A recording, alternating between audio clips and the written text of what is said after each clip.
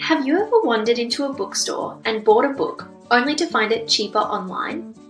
Why does this happen? Some argue that the reason has to do with parallel importation restrictions. To understand that, let's quickly unpack parallel importation.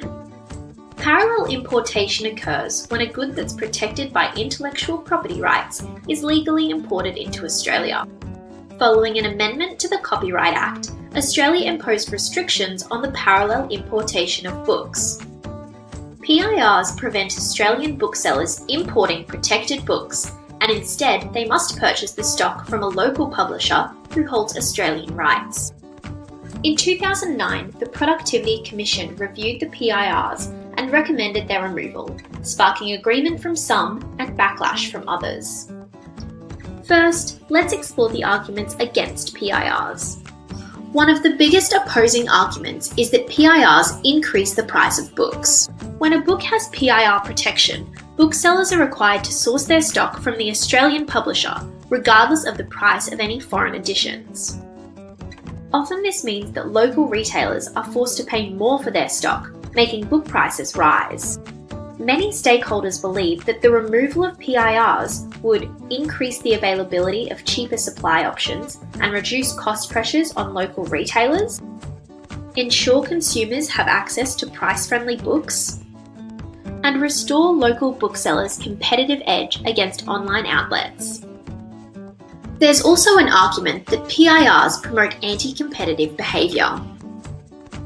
Many argue that PIRs increase the scope of a publisher's market power, allowing them to exclusively control the distribution of a book, which ultimately leads to price discrimination and manipulative terms of supply. Now let's look at the arguments for PIRs. Firstly, the Australian publishing industry is heavily reliant on the benefits of PIRs. By lessening import competition, PIRs provide certainty for local publishers that they won't be undercut by overseas alternatives. If PIRs were removed, there's a fear that an avalanche of cheap imports would flood the market, which would decrease industry revenue, threaten the jobs of 20,000 employees in the publishing sector, and smother small Australian publishers who would be unable to compete with decreasing sales, rising costs, and growing global competition. Advocates also argue that PIRs significantly support Australia's literary culture. We said before that the price of books in Australia is more expensive. So where is the extra money going? Currently, the Australian publishing industry reinvests $120 million annually into the creation, publication, and promotion of Australian books. So, yes, our books might be a bit more expensive, but by protecting the current pricing structure, PIRs allow publishers to invest in the voices and originality of Australian authors, which could otherwise be overlooked by overseas publishers.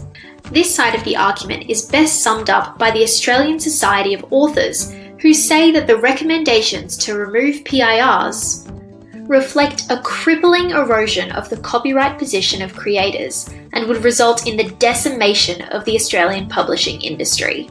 These recommendations were first made in 2009, and since then there have been only microscopic movements towards its implementation. In 2015, the Turnbull government pledged to remove PIRs, but with impassioned arguments on both sides, this debate is far from settled.